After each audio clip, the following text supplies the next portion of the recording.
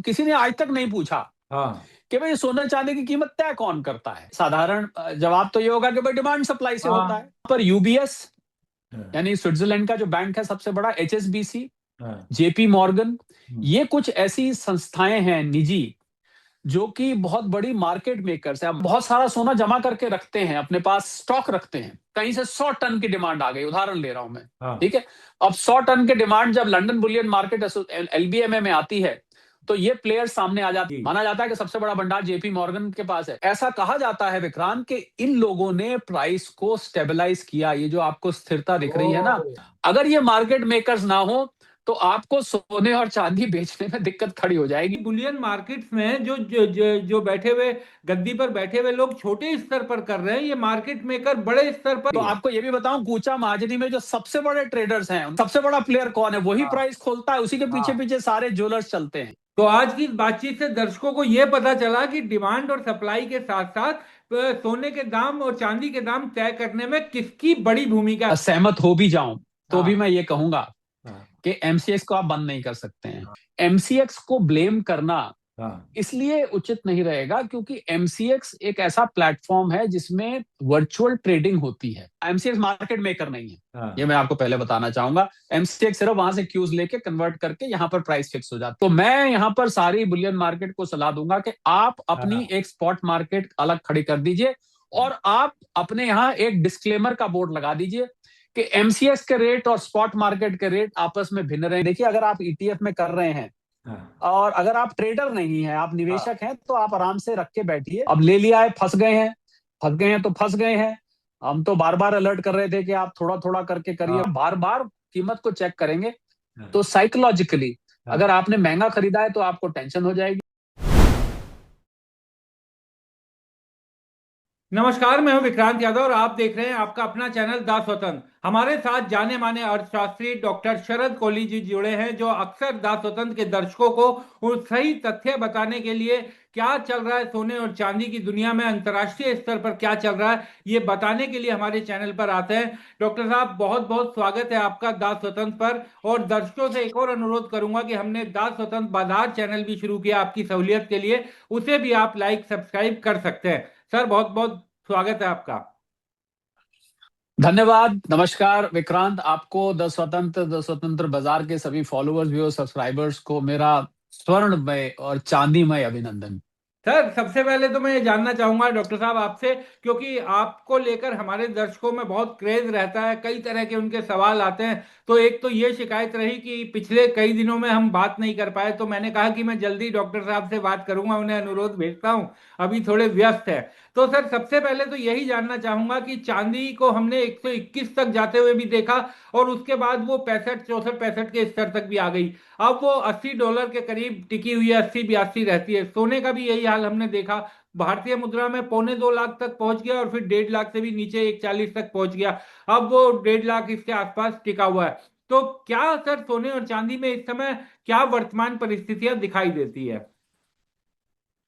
देखिए, जो गिरावट आई इसके बारे में तो आपने चर्चा करी होगी। यह पुरानी बात हो गई कि गिरावट इतनी आई, पर एक पोल खुल गई इससे। हाँ विक्रांत, पोल ये जी। खुल गई, आपको याद होगा आप ही के एक शो में पहले मैंने चर्चा करी थी हाँ कि मैं रिसर्च कर रहा हूं कि इसमें सट्टेबाजी कितनी है और सॉलिडपना कितना है। हाँ तो वो पोल अब खुलती दिख रही है स्वतः। मेरे रिसर्च करने से पहले ही वो पोल अपने आप ही, परिस्थितियां इस प्रकार की बन रही है कि खुलती दिख रही है। 1 लाख $120 जब चांदी गई हाँ और गिर के $64 पे आई और अब $80 पे आ गई है। हाँ और $80 पे आपने देखा होगा स्थिर है, हाँ ये वहां टिकी हुई है। जी इसी प्रकार सोना $5602 गया, गिर के $4650 आया, अब $5000 पे आके टिक गया है। हाँ तो मेरा ये मानना है विक्रांत कि ये जो $5600 और $5000 के बीच का गैप है, $600 का, हाँ 550 $600 का, ये कहीं सट्टेबाजी का एलिमेंट की तरफ इशारा करता है। पहली बात।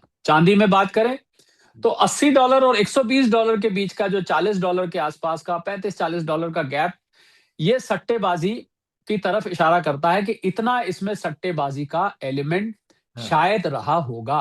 हाँ और ये जो आपको पिछले कुछ दिनों से ये स्थिर दिख रहा है $5000 के आसपास, वो $80 के आसपास, ये स्थिरता मैं समझता हूं अच्छी है, हाँ बहुत अच्छी है। अच्छी इसलिए है कि ये हम लोग इसको टेक्निकल चार्ट पे भी प्लॉट करते हैं, ये एक बेस सपोर्ट लेवल बन गया है। यानी कि जब गिरता है तो वापस यहीं आ रहा है, गिरता है फिर वापस यहीं आ रहा है। तो ये टेक्निकल चार्ट्स पे मैं समझता हूं कि दृष्टि से एक अच्छा डेवलपमेंट है इसका, यहाँ पर आके टिक जाना। सोने और चांदी दोनों की मैं बात कर रहा हूँ, उसका उसका लगभग 1,60,000, 1,55,60,000 के बीच में टिक जाना, और चांदी का लगभग समझिए आप 2,60,000 और 2,80,000 प्रति किलो के बीच में टिक जाना एक हेल्दी। क्योंकि यहां से अगर अब कोई भी ऐसी खबर आती है जो कि सोने चांदी के अनुकूल है, तो यहां से ऊपर जाएगा। जहां तक है, कोई कह सकता है कि साहब बुरी खबर भी आ सकती है, यानी कि इनको गिराने वाली खबर भी आ सकती है, मैं ये नहीं कहता कि नहीं आ सकती, पर यहां से इनको उठाने वाली खबर के चांस ज्यादा बन रहे हैं। और जो लोग ये सोच रहे हैं कि ये क्या हो रहा है, $4,600, $4,800, फिर $5,000, फिर $4,900, फिर $4,800, फिर $5,000, ये तो पीछे होता रहा, गेंद की तरह उछलता रहा। इसका कारण मुझे लग रहा है लोगों ने जियोपॉलिटिकल, ईरान के ऊपर खतरे के बादल मंडरा रहे थे, मध्यस्थता की बात चल रही है इधर उधर, कभी लगता है कि हो जाएगा, कभी लगता है नहीं होगा, उसकी वजह से ये आपको फ्लक्चुएशन दिखाई दे रही है। पर अभी हाल में जो जो आपको डेवलपमेंट्स हुई बिल्कुल रिसेंट, क्योंकि आपका वीडियो शायद आज शाम को या कल अपलोड हो जाएगा, तो उसको देखते हुए मैं इसको उसी दृष्टिकोण से बताता हूँ। ईरान की टेंशन तो बनी हुई है, और एक मीम चलता है विक्रांत सोशल मीडिया पर, पता नहीं आपने तो जरूर देखा होगा, आप जर्नलिज्म से आते हैं, उसको बोलते हैं टैको। सुना है आपने? सर मैंने ये नहीं सुना। हाँ। हाँ, ये अगर दर्शकों ने नहीं सुना है तो मैं बता दूं उसको। TACO, अच्छा। टैको का मतलब होता है ट्रम्प ऑलवेज ओ चिकन आउट। हाँ। कि ये कि भाई जब भी हमला करने पे बात आती है तो हाँ। ट्रम्प साहब चिकन आउट होता है कि हिंदी में कहते हैं डर जाते हैं, वो पीछे हट जाते हैं। हाँ। तो मीम चल रहा है अभी, जिसने हाँ। बनाया है वो जाने उसने क्यों बनाया है। बाकी क्योंकि अरब नेशंस खड़े हो गए ईरान के सपोर्ट में, रशिया खड़ा हो गया, तो ट्रम्प साहब थोड़ा सोच विचार, पर अभी खतरे के बादल टले नहीं है, इसलिए शायद मामला शांत है, क्योंकि बातचीत चल रही है। जी। हालांकि मुझे ऑलमोस्ट 90% यकीन है कि इस बातचीत का कोई परिणाम नहीं निकलना है, क्योंकि जो ट्रम्प साहब चाहते हैं वो ईरान करने वाला नहीं है, हाँ। और जो ईरान कर रहा है वो ट्रम्प साहब को पसंद नहीं है। तो इसलिए मुझे नहीं पता ये कहां जाके रुकेगा। खैर, ये तो हो गई जियोपॉलिटिकल टेंशन, इस बीच रशिया यूक्रेन और घमासान हो चुका है।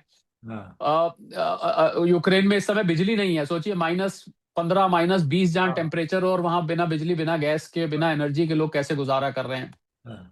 वो टेंशन बनी हुई है हम्म। जियोपॉलिटिकल। पर इधर जियो इकोनॉमिक टेंशन इस बार आगे निकल आई, क्योंकि अमेरिका के कुछ आर्थिक आंकड़े कमजोर आए। ये जो रिकवरी हुई ना एकदम, हाँ। जी। $4,700-$4,800 से 5,000, इस समय $5,050 चल रहा है, हो सकता है हाँ। सुबह शाम तक हाँ। प्राइस थोड़ी हाँ। फर्क हो जाए, हो सकता है इससे ऊपर भी चली जाए।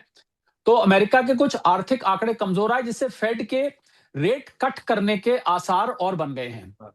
और आपको याद होगा पीछे जब रेट गिरा था तो कहा जा रहा था वो केविन मार्श साहब आए, हाँ। उनको नॉमिनेट किया है ट्रम्प साहब ने, वो बहुत हॉकिश हैं और ट्रम्प साहब के आदमी हैं तो रेट कट करेंगे। हालांकि दोनों परस्पर विरोधी बातें थी, पर ऐसा उम्मीद की जा रही थी कि केविन मार्श साहब शायद रेट कट नहीं करेंगे, तो इसलिए ये गिरनी शुरू हो गई मार्केट पर। अब क्योंकि आर्थिक पैमाने इनके थोड़े से कमजोर आए हैं, हाँ। तो ऐसा लग रहा है कि रेट कट की उम्मीद है। रेट कट होता है, आपको पता है, तो सोने जी। की कीमत जी। ऊपर जाती है। हम्म। तो ये मुझे लग रहा है हाल के कारण है। इस समय मार्केट, अगर मैं ओवरऑल मेरे से पूछिए आप, तो मार्केट इस समय स्थिर है। हाँ। स्थिर मतलब वो बहुत ज्यादा, ये मैं अभी बिल्कुल आपको पिछले 3-4 दिन का बता रहा हूँ, जी। उससे पहले जी। का नहीं बता रहा, बिल्कुल लेटेस्ट रीसेंट हाँ। बता रहा हूँ। तो मार्केट सॉर्ट ऑफ स्थिर है। हम्म। अब हो सकता है आज रात को फिर कुछ हो जाए, यहाँ तो रोज एक हाँ। नया जन्म होता है ना, सुबह उठते हैं हाँ। जब आप, तो पता नहीं वहां पर अमेरिका में क्या। क्या हो जाए, हाँ। तो वो अलग बात है। पर अभी मार्केट स्थिर है, हाँ। और मुझे लग रहा है कि ये बहुत हेल्दी कंसोलिडेशन, हम इसको मार्केट की भाषा में बोलते हैं कंसोलिडेशन है, हाँ। बहुत हेल्दी है।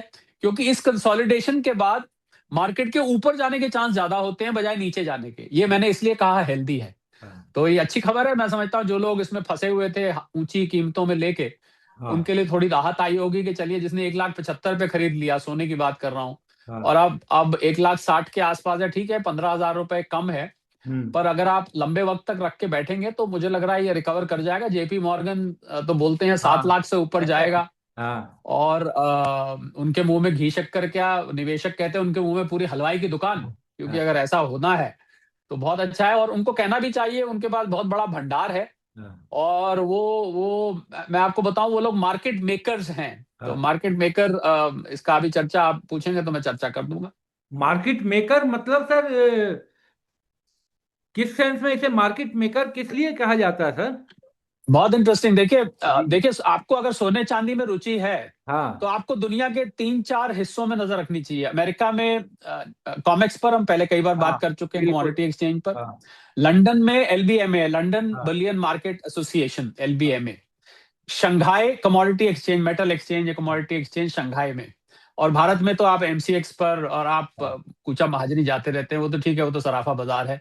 ऐसे ही बॉम्बे में भी है, और जगह भी है, जयपुर में भी है। हाँ, तो उन ये जो बड़ी अंतरराष्ट्रीय मार्केट है, इन पे आपको नजर बना के रखनी चाहिए। अब ये किसी ने आज तक नहीं पूछा हाँ। कि भाई सोने चांदी की कीमत तय कौन करता है। अरे सर, और मैं बड़ा हाँ बिल्कुल ये समझना चाह रहा था आपसे कि एकदम से बढ़ जाना, एकदम से घट जाना, तो कौन है, हाँ, किसके हाथ में रिमोट है जो ऊपर नीचे कर रहा है? देखिए, सीधा लेमैन लैंग्वेज में साधारण जवाब तो ये होगा कि भाई डिमांड सप्लाई से होता है। हाँ, देखिए, हाँ, बहुत आसान, दो लाइन में, एक हाँ, लाइन में जवाब खत्म हो गया। डिमांड और हाँ, सप्लाई की, जितनी डिमांड बढ़ती है सोने की कीमत बढ़ती है, सप्लाई बढ़ती है। परंतु हाँ। इसमें बहुत बड़ा रोल रहता है मार्केट मेकर्स का। और आपको बताऊं मैं, एचएसबीसी, हाँ, आपको बड़े मार्केट मेकर्स जी। के नाम बता रहा हूं जो लंदन बुलियन मार्केट एसोसिएशन में ये बैठे, ये वहां पर ऑपरेट करते हैं, क्योंकि वहां पर वॉल्ट्स भी हैं, सोने के बहुत बड़े डिपॉजिट्स हैं जो कि देशों ने करे। भारत का भी सोना, सरकारी सोना अभी भी वहां कुछ जमा है, सारा नहीं आया है भारत में। वहां पर उनके पास लॉकर्स ऐसे ऐसे सॉलिड हैं, हम्म। जिनका टूटने का डर भी नहीं होता है। हम तो यहाँ के लॉकर को डर रहता है, टूट जाएगा लॉकर, कुछ कुछ निकाल के कोई ले ना जाए। तो वहां पर यूबीएस, हाँ, यानी स्विट्जरलैंड का जो बैंक है सबसे बड़ा, एचएसबीसी, हाँ, जेपी मॉर्गन, हम्म, ये कुछ ऐसी संस्थाएं हैं निजी जो कि बहुत बड़ी मार्केट मेकर्स है। अब मार्केट मेकर का क्या काम होता है कि उसका काम होता है मार्केट में लिक्विडिटी बनाए रखना। हम्म, यानी कि, और मैं थोड़ा आसान कह देता हूं, यानी कि मान लीजिए सिल्वर की या सोने की डिमांड आई कहीं से, किसी देश से, एकदम हमें इतना चाहिए। हाँ, तो अब मान लीजिए सोना अवेलेबल ही नहीं है, तो ये मार्केट मेकर्स क्या करते हैं, क्योंकि इनके पास वॉल्ट फैसिलिटी है, हाँ, यानी कि इनके पास फिजिकल स्टोरेज फैसिलिटी भी है, जिन संस्थाओं का मैंने नाम लिया, जी।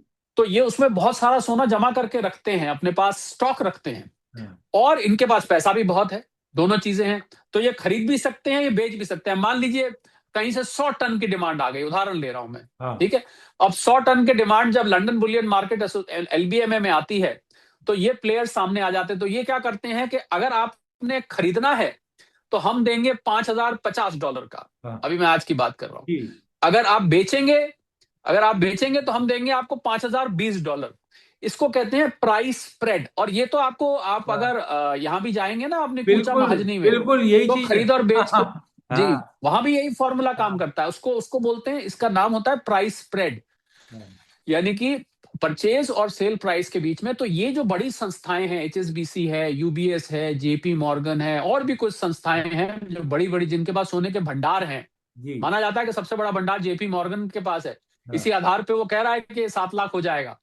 तो ये जब कोई लेने आता है या बेचने आता है, ये लोग बीच में कूद पड़ते हैं। ये लोग, अगर कोई लेने आया तो अपने भंडार में से निकाल के ये देने को तैयार हो जाते हैं, और अपनी कीमत बताते हैं कि अभी इतनी कीमत पे हम इसको आपको देंगे। जब कोई बेचने आता है तो उससे कम कीमत करके कहते हैं। और ये कीमत डिसाइड करना, लिक्विडिटी डिसाइड करना, उसकी सप्लाई डिसाइड करना, और उसकी प्राइस डिस्कवरी करना अंतरराष्ट्रीय कीमतों के हिसाब से, इसको मार्केट मेकिंग कहा जाता है।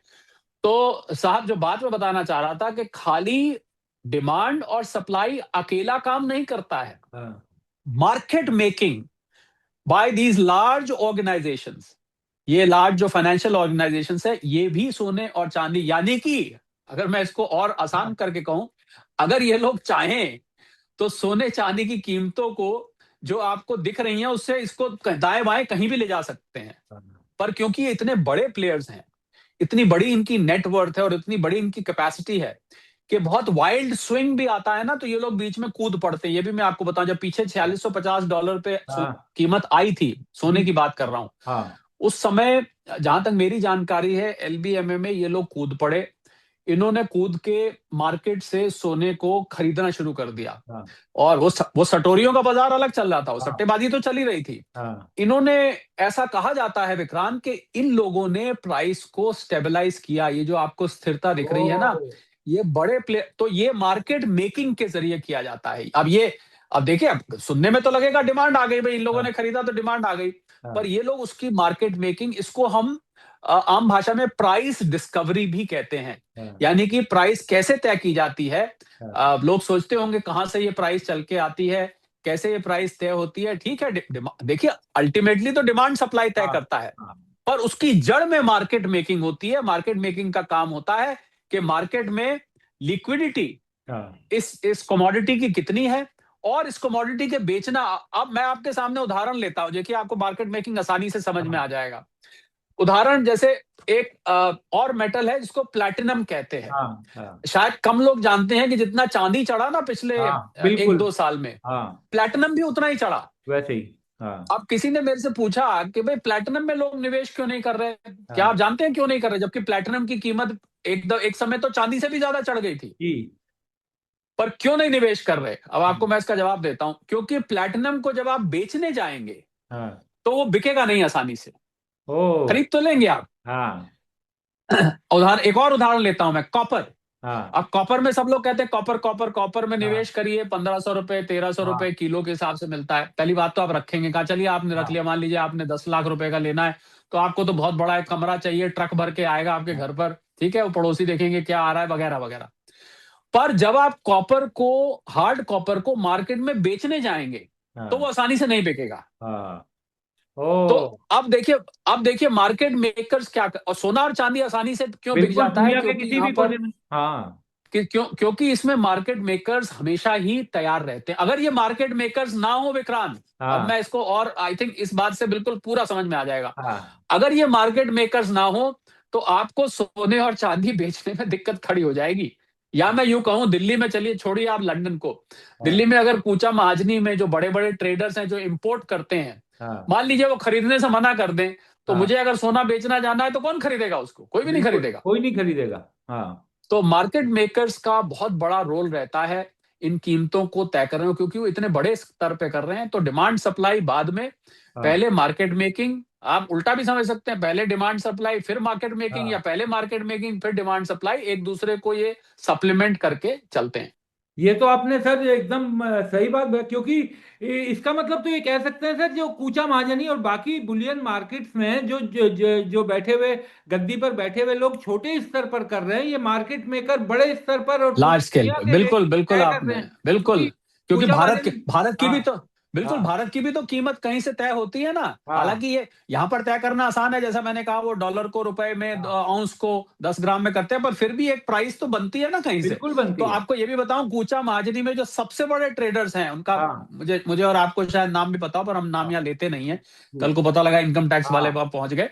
तो वो लोग जो बड़े प्लेयर्स हमेशा प्राइस खोलते हैं। आप कभी हाँ आपकी बार जाएंगे तो हाँ, बिल्कुल पूछिएगा, बिल्कुल। हाँ कहना सर सबसे बड़ा प्लेयर कौन है, वही हाँ प्राइस खोलता है, उसी के पीछे हाँ पीछे सारे ज्वेलर्स चलते हैं। हाँ। और बिल्कुल सर, वो जो प्राइस खोला जाता है 2 बजे के करीब वो प्राइस खोलते हैं, और उसके बाद वो 5 मिनट के अंदर फोन के जरिए पूरी मार्केट में फैल जाता है पहुंच कि जाता है। ये दाम है, और वहीं पर वो अरे दाम फोन तय क्या, हो। हाँ फोन क्या, आजकल तो व्हाट्सएप ग्रुप बने हाँ, हुए हैं व्हाट्सएप उनके, ग्रुप खाली बना हुआ उनको है, उनको बिल्कुल ग्रुप पे बिल्कुल। डालना होता है। हाँ। टेलीग्राम के और व्हाट्सएप के ग्रुप बने, उस पर डालना होता है और प्राइस खुल जाती है। तो आज की इस बातचीत से दर्शकों को यह पता चला कि डिमांड और सप्लाई के साथ साथ सोने के दाम और चांदी के दाम तय करने में किसकी बड़ी भूमिका है। अब आप इन्हें चाहे मार्केट मेकर्स कहें या फिर सोने और चांदी के दाम तय करने वाली कंपनियां, इन्हें कुछ भी आप कह सकते हैं। सर एक और चीज मैं आपसे जानना चाहूंगा कि इस बार मैं 2-3 बार पिछले हफ्ते कूचा महाजनी गया।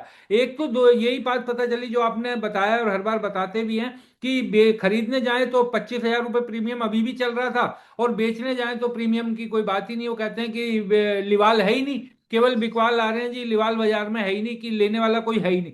दूसरी बड़ी चीज उन्होंने इस बार मुझे ये कहा कि एमसीएक्स को लेके वो पहले भी बड़ा वो करते थे कि विरोध, की एमसीएक्स 2004 से पहले भी हमारा धंधा तो होता ही था जब एमसीएक्स नहीं था। तो उनका ये कहना है कि ये जो प्राइस फ्लक्चुएशंस होती हैं इसमें एमसीएक्स खेल करता है। उनका सीधा ये कहना था कि इससे बर्बाद हो रहे हैं हम लोग, और एमसीएक्स को बंद कर देना चाहिए। वो तो एकदम अब कह रहे हैं कि इसे बंद कर देना चाहिए। सर कूचा महाजनी की बुलियन एसोसिएशन ने एक मीटिंग की परसों, और जिसमें दिल्ली की तमाम बुलियन के प्रेसिडेंट और महामंत्री वहां पहुंचे, और सब एक राय पर दिखाई दे रहे थे। देखिए, मैं उन सब आपके जो कुचा महाजनी के या बुलियन एसोसिएशन के जो मेंबर्स हैं उन सब से मैं असहमत हो भी जाऊं तो हाँ भी मैं ये कहूंगा हाँ कि एमसीएक्स को आप बंद नहीं कर सकते हैं। हाँ ये वहां पर पहली बात तो खाली सोना चांदी ट्रेड नहीं होता है हाँ एमसीएक्स में, पहले तो ये ध्यान रखना चाहिए। वहां पर जीरा तक ट्रेड होता हाँ, है, सब कुछ हो रहा है। वहां पर जिंक भी ट्रेड होता है, हाँ कॉपर भी ट्रेड होता है। तो एमसीएक्स मल्टी कमोडिटी एक्सचेंज है, खाली सोने चांदी का एक्सचेंज नहीं है। हाँ अब जहां तक इनकी बात है, देखिए मुझे लगता है किसी दिन कुछ ऐसा करेंगे विक्रांत कि हम सारे बुलियन एसोसिएशन को इकट्ठा करेंगे। हाँ आप मैं चाहूंगा कि आप इनिशिएट करें, उनका एक बड़े ठीक। हॉल लेके मीटिंग बुलाएंगे हाँ और मैं बिना कुछ चार्ज किए उनको हाँ 1 घंटे का ये मैं सारा एक्सप्लेनेशन बताऊंगा कि हाँ एमसीएक्स का क्या रोल है, अंतरराष्ट्रीय मार्केट क्या रोल है, आगे मार्केट कहाँ जाएगी वगैरह वगैरह। वो सब हाँ उनके उनके सवालों के जवाब भी मैं दे सकता हूं अगर मेरे से पूछना चाहेंगे। परंतु एमसीएक्स को ब्लेम करना हाँ इसलिए उचित नहीं रहेगा क्योंकि एमसीएक्स एक ऐसा प्लेटफॉर्म है जिसमें वर्चुअल ट्रेडिंग होती है हाँ और वर्चुअल ट्रेडिंग एमसीएक्स में डिमांड और सप्लाई पे चलता है। हाँ हमने मार्केट मेकिंग की बात करी अंतरराष्ट्रीय स्तर पर, हाँ बिल्कुल। यानी कि प्राइस कहां से बन के कहाँ आती से है। बने? एमसीएक्स में जो प्राइस चलती है वो उसी प्राइस को क्यूज लेके एमसीएक्स पर आप, अच्छा इसकी पहचान बताऊं मैं आपको। जी। आप देखिए जब शाम को एमसीएक्स बंद हो जाता है, हाँ आप आपको पता लग जाएगा जब एमसीएक्स शाम को बंद हो जाता है, परंतु अंतरराष्ट्रीय स्तर पर ट्रेडिंग चलती रहती है क्योंकि हाँ उनका तो दिन रात का फर्क है यहाँ बिल्कुल। पर एमसीएक्स की प्राइस वहीं आके स्थिर हो जाती है। आप कभी नोट हाँ करिएगा उस पे अपने जहां भी आप रीड। फिर जब अगले दिन एमसीएक्स खुलता है हाँ तो वो जो अंतरराष्ट्रीय प्राइस बंद हुई होती है हाँ उसके ऊपर वो एडजस्ट हाँ हो जाता है आके। तो एमसीएक्स पहली बात तो अपनी मर्जी से प्राइस नहीं, एमसीएक्स मार्केट मेकर नहीं है, ये हाँ मैं आपको पहले बताना चाहूंगा। एमसीएक्स सिर्फ वहां से क्यूज लेके कन्वर्ट करके यहाँ पर प्राइस फिक्स हो जाती है। दूसरा देखिए एमसीएक्स, और ये बात सही है अपना ज्वेलर्स की कि इन लोगों को दिक्कत इसलिए आती है कि एमसीएक्स की और इनकी प्राइस कभी भी एक नहीं होती है। नहीं होती। सबसे बड़ी दिक्कत ये है। हाँ और ये प्राइस एक पे बेचते हैं, वहां एमसीएक्स में क्या होता है कि एमसीएक्स की प्राइस गिर जाती है। तो हाँ ग्राहक इनके आके शिकायत करते हैं, ग्राहक क्या करता है, बैठ के आजकल ज्वेलर की दुकान पे पहले फोन निकाल के ऑनलाइन हाँ चेक करता है, अरे यार आप तो महंगा दे रहे हैं, ये तो ये प्राइस बता रहा है। वो कहता है ये प्राइस, अरे बोलो कितना फर्क लोगे तुम, आटे में नमक खाओगे कि नमक में आटा, वगैरह हाँ वगैरह। बड़े डायलॉग सुनने को हाँ मिलते हैं ज्वेलर्स को।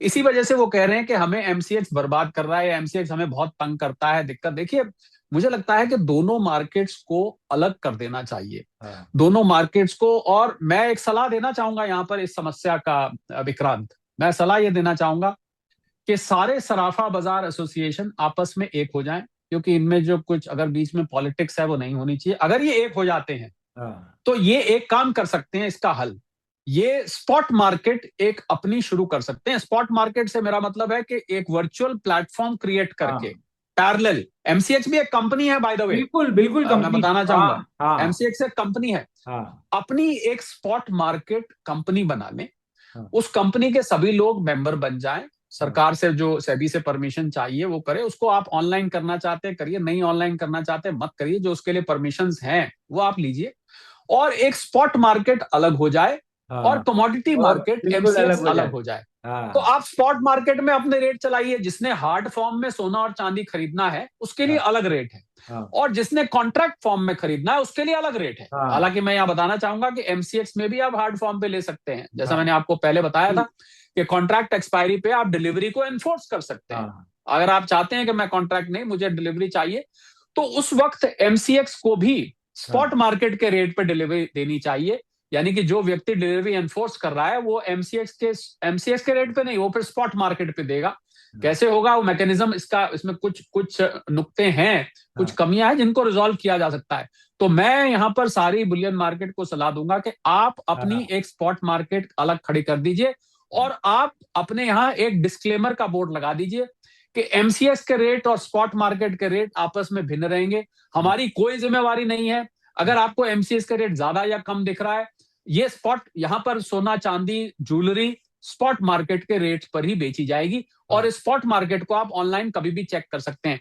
अगर ऐसा कर दिया जाए तो इनकी समस्या का समाधान हो जाएगा। बिल्कुल सही बात की सर। 2004 से पहले जब एमसीएक्स नहीं आया था, उस समय मैं मुझे याद है हल्का हल्का कि कूचा महाजनी के अंदर बकायदा बोलियां लगती थी कि चांदी को लेकर, उसके बाद दाम तय होता था और कूचा महाजनी से ही तब पूरे देश में भाव जाता था। अब तो हालांकि इनका भाव मुंबई वाले भी नहीं मानते, अब तो मुंबई से ही भाव इनका भी खुलता है। तो उस समय 2004 से पहले वहीं पर बोली लग करके भाव खुलता था चांदी का रोज। आपने आपने विक्रांत बोली लगने की बात कही ना, बाय द वे जिस मार्केट मेकिंग की हमने अभी थोड़ी देर पहले बात की हाँ थी, हाँ उसमें आज भी हाँ। एलबीएमए में ऑक्शंस होती हैं, अच्छा। ऑक्शन की जाती है। यानी कि मान लीजिए यूबीएस, एचएसबीसी, हाँ जेपी मॉर्गन वगैरह बैठ गए और मान लीजिए कोई बड़ा सेलर आया, तो हाँ ऑक्शन के जरिए उसको उसको करा जाता है। आपने बोली की बात करी तो मैं बता रहा था कि मार्केट मेकिंग में आज भी ऑक्शंस करी जाती है। तो ये जो आप बोली लगाने की बात कर रहे हैं, हाँ ये भारत की मार्केट मेकिंग थी उस टाइम। जी। अब हाँ मार्केट मेकिंग इनको लगता है कि एमसीएक्स कर रहा है। यही हाँ, यही शिकायत है ना, इनकी यही इनको ये शिकायत है लगता जो है आपने बोला, कि बिल्कुल। हाँ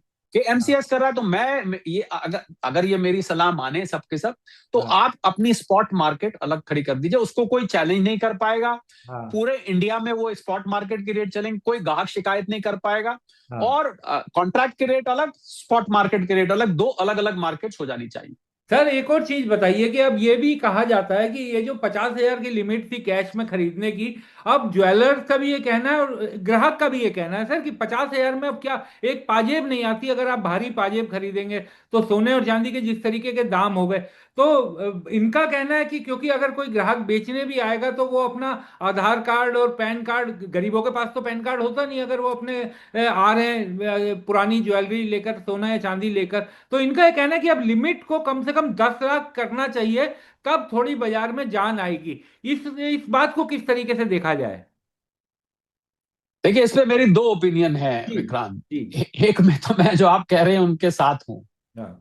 कि भाई ठीक है, गरीब आदमी भी आता है। हम्म। पर दूसरी तरफ ये बात कहाँ तक सच नहीं है कि आपको पैन नंबर 2-3 दिन में आ जाता है। हाँ ये अगर कोई सही। व्यक्ति गांव से आया है, ठीक हाँ है, और मान लीजिए 1 लाख रुपए की ज्वेलरी बेचने आया है, हाँ तो भाई आप 1,500 रुपए लगते हैं, 1,000 रुपए लगते हैं, पैन नंबर आप अप्लाई हाँ करके आ जाइए। सरकार ने देखिए वो किस लिए नियम बनाया गया है, क्योंकि लोग 2 नंबर का काम गोल्ड और सिल्वर में धड़ल्ले से होता हाँ, है। खूब ये होता था सर। ये ये सरकार को भी ये विदित था, हाँ और हमारे ज्वेलर भाई भी जानते हैं कि इसमें 2 नंबर का काम होता था, उसको हाँ चेक करने के लिए किया गया है। हाँ ठीक है, एक अच्छा सुझाव है।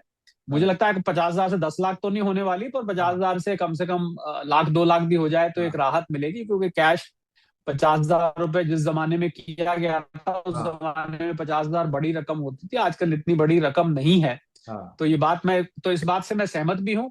हाँ और इस बात से मैं ये भी सोचता हूँ कि जिस मंशा से ये किया गया था, हाँ उस मंशा को लोगों को आज डील करने में, देखिए कड़वी सच्चाई तो यह है विक्रांत के, लोगों को अब 2 नंबर का पैसा निकालने में, 2 नंबर का पैसा हाँ इस्तेमाल करने में, लेने में हाँ।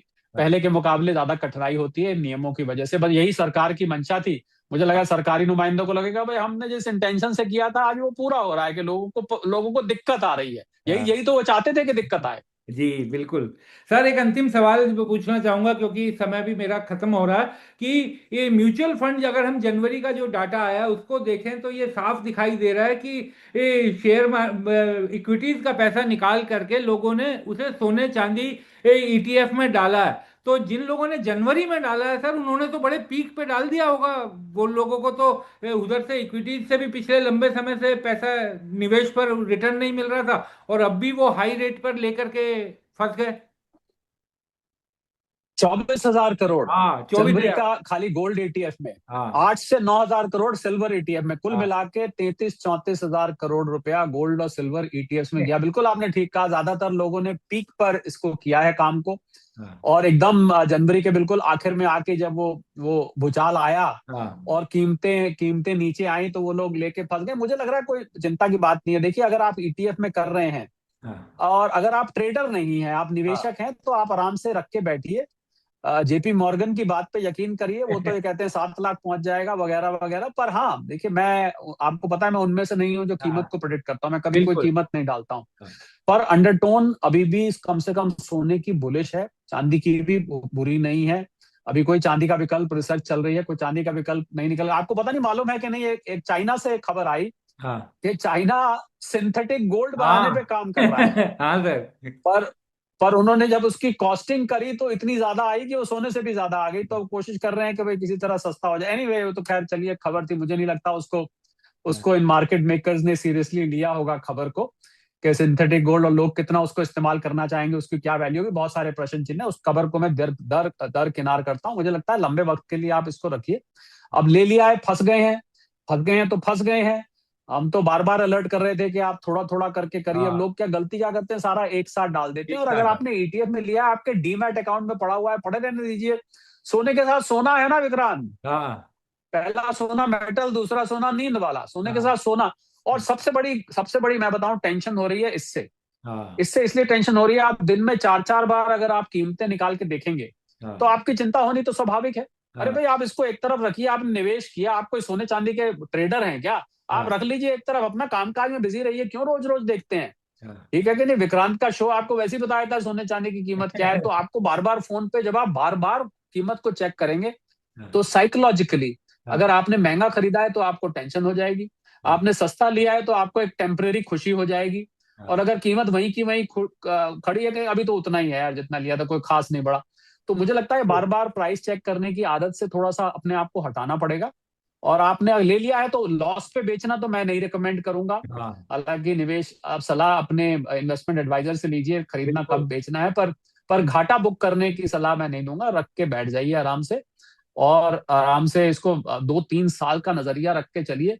मैं ज्यादा 2-3 साल वालों लोगों के लिए ज्यादा बोलता हाँ हूँ विक्रांत। मैं इन ट्रेडर्स के लिए थोड़ा सा बोलने में हिचकिचाता हूँ। बिल्कुल सर, सही बात है। और इसमें भी सर जनवरी में भी फंसेंगे वो जिन्होंने सट्टेबाजी करने के लिए कि तुरंत बढ़ रहा है, 1 महीने बाद ये डबल हो जाएगा। जो ग्राहक जिसने नेचुरली पार्ट देखिए, टाइम के लिए लिया है वो तो हाँ नेचुरली भाई उस चिंता उसी को होगी ना जिसने एक हाँ लाख 75,000 पे लिया है और हाँ आज 1,60,000 है। तो हाँ लिए हुए दिन कितने हुए हैं अभी? हाँ 15 दिन। ठीक हाँ है। अगर 15 दिन में आप अगर नर्वस हो रहे हैं तो आपको तो हाँ सोने चांदी में, इसका मतलब आप ट्रेडिंग करने आए थे, आप हाँ निवेश करने नहीं आए थे। आप तो इसीलिए मैंने कहा मैं व्यक्तिगत तौर पर इन्वेस्टर्स के साथ हूं।